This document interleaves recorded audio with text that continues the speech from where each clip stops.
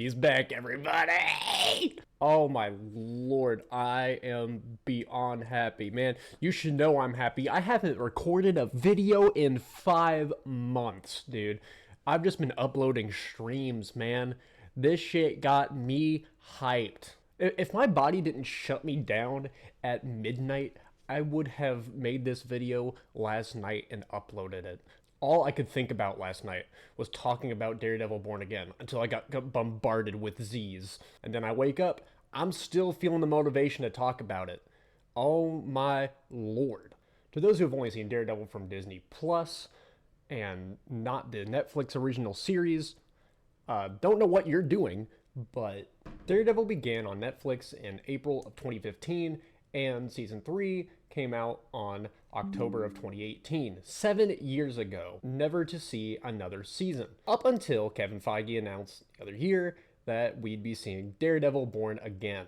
Now, I, along with the rest of the Daredevil fandom, were very skeptical, very nervous for this show to come out, given the track record of Disney Plus exclusive shows revolving Marvel characters, or really any IP that Disney owns now. They've really just dug like a deeper grave just to stack bodies under the same hole for some reason.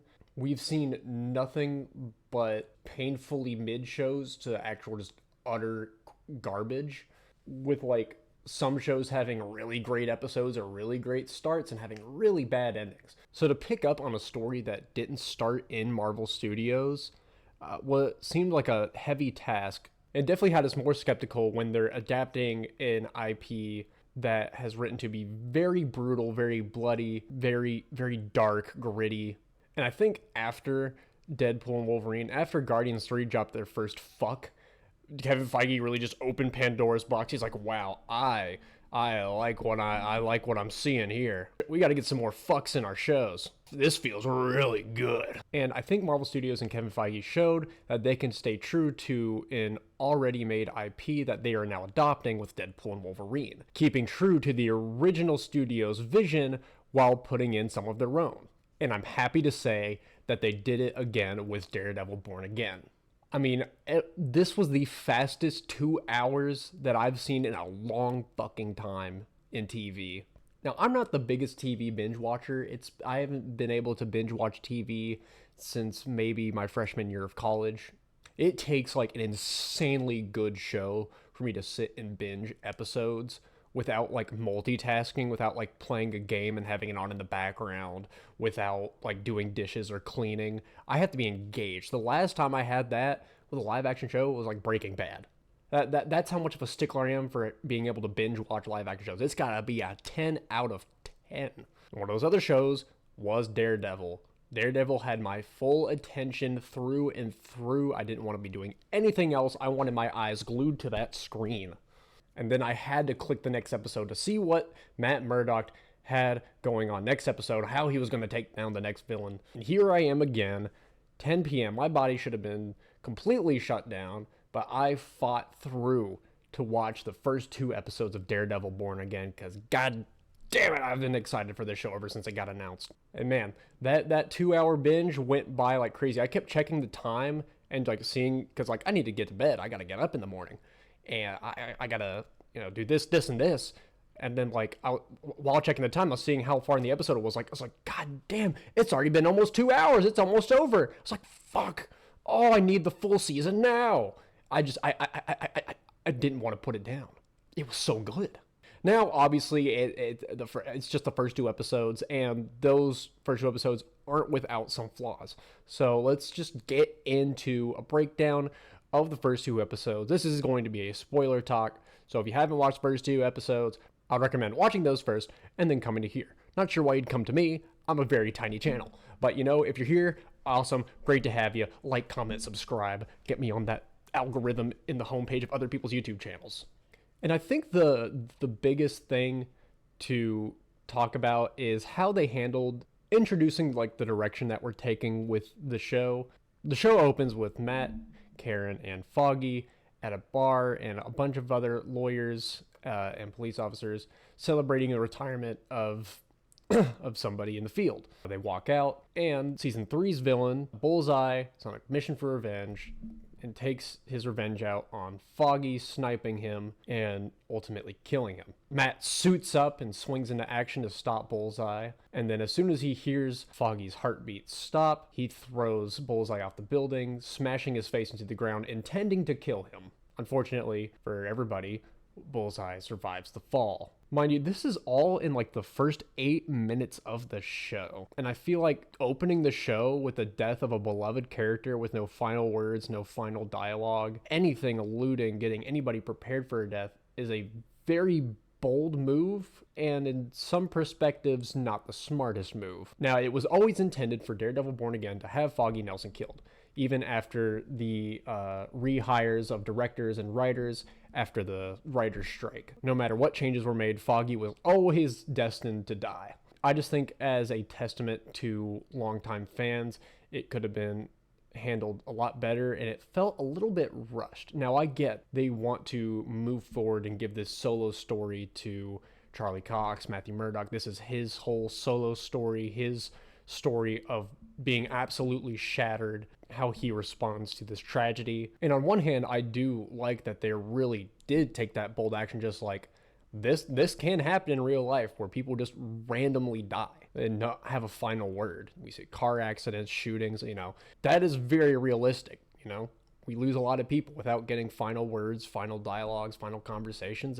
They're gone. From a writing perspective, consuming fiction, a little bittersweet, I think they handled the aftermath of Foggy's death and how Matt and Karen responded to the death very, very well. We then jump to 1 year later. Both Matt and Karen have left Hell's Kitchen. They don't want any part of it. Moreover, even Wilson Fisk doesn't want any part of Hell's Kitchen. Wilson Fisk has moved on from being a crime lord to now running for mayor, seeking reform, seeking a new leaf and a new way to provide for the state of New York, the state that he loves so dearly. And now I guess we'll just move on to Wilson Fisk and how they've handled him since season 3. And I really like the direction they've taken. After taking a brutal beating from Daredevil in the ending of season 3, Fisk is left mentally broken.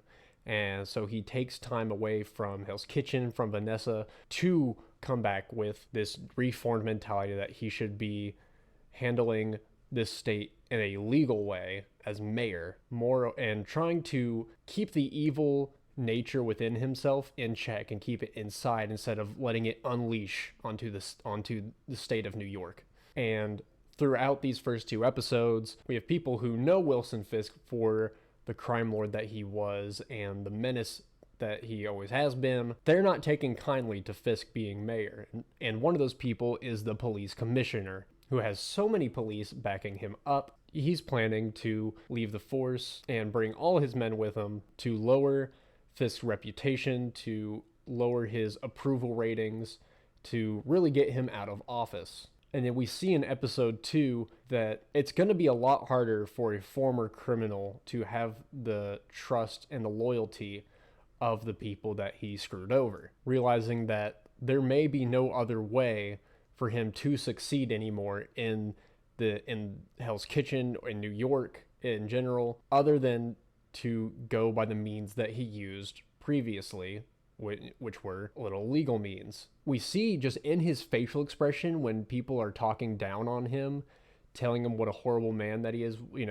The commissioner says, once a thug, always a thug. We see Vincent D'Onofrio was always a master of body language delivery, and we always see that whenever he's provoked, he's got like this kind of like twitch in his mouth and his eyes, they look down, and you can tell that he's having the thoughts in his head whether or not he should let out the old kingpin in order to get his way, and he's struggling to fight it off, and you see his hands start twitching. He's fighting his nature, and now I'm really curious to see if he's going to let it out, or if he's going to keep fighting it and keep trying to fight to turn over a new leaf. Anyway, let's move on to the characters, the new characters that have been written into the show. I won't get too much into it because I feel like it might take a lot of time to talk about, but I'll just generalize and say I like the new characters. I think they're well written.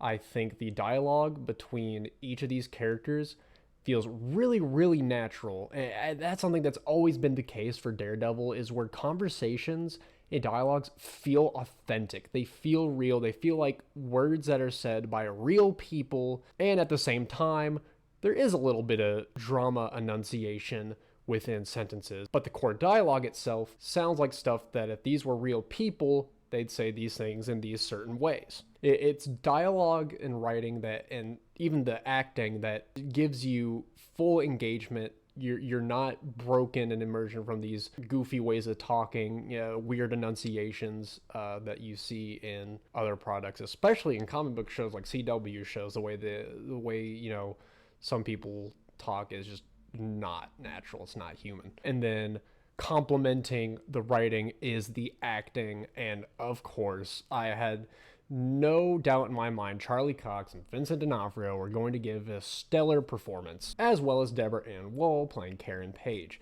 There was no doubt in my mind they were going to play just as well as they did in the original Daredevil show. And even the side characters, they just all give such a natural performance. It's so good. The acting is phenomenal. And I feel like all the plot lines that are given to our main characters, our side characters, they're engaging. Everything is engaging. And then let's talk about the action. Oh my God. Again, Daredevil Born Again stayed true to the original Netflix Daredevil in terms of fighting choreography and as well as brutality. We're finally getting one-shot hallway fights again, and oh my God, with great, grounded and realistic as it can get for a show about a street-level vigilante hero with no power, or as well as grappling fighting sticks can get. It's just raw. It's brutal. You feel the impact of every punch. You love to see it. And the best part is the brutality is coming from Matt Murdock. This man is broken. He is unhinged. He is sick of getting fucked over. And my favorite shot of the whole 2 episodes was when he picks up the cop and slams him face first into the ground. You hear that smack and a crack, and it's just so raw, and you feel it. I was literally in my bed, kicking my feet like a little girl, going, ooh! And my wife was like, what are you doing? I was like, let me show you. She's like, I've seen better. It's like, but you don't understand. This isn't like this guy. This guy wasn't doing this shit before. And then he lets out just this raw fucking scream of anger, rage, in response to what he's just done, and that he just uncaged the Daredevil once more. And that's the end of the episode. And now I'm waiting to see more. But all in all, man, despite some flaws with just a little bit of a rushed death at the intro of the show, everything else is just fully engaging. It's just as it used to be. And I would, if you were skeptical about the show, and if you're hearing any shit about the show, ignore it. Go watch it for yourself and have a great 2 hours, and then enjoy the rest of the season when it drops, man. Like, it was midnight, and I texted my buddies, and they were saying, like, it's all right so far. And then one of them was like, oh man, first episode was so mid. And I was like, dude, are you guys on like prescription stupid pills? Like, we got to figure something out, man, because there's something wrong with your brain. That shit was awesome. But anyway, man, I had to talk about it. I had to talk about as many people as possible. This shit's crazy. All right. And I hope you enjoyed me just yapping about this. And I hope that you guys are enjoying the show. If you are, or if you're not, whatever your opinion may be, let me know in the comments. If you're watching me for whatever fucking reason, like, comment, subscribe. Thank you for watching for however long you tuned in. That's it. Till the next video, for however long way that may be. You just have to watch my streams from now on, I guess. But yeah, that's it. Till next time, have a great day. Take care. Make the most of it. I'll see you guys.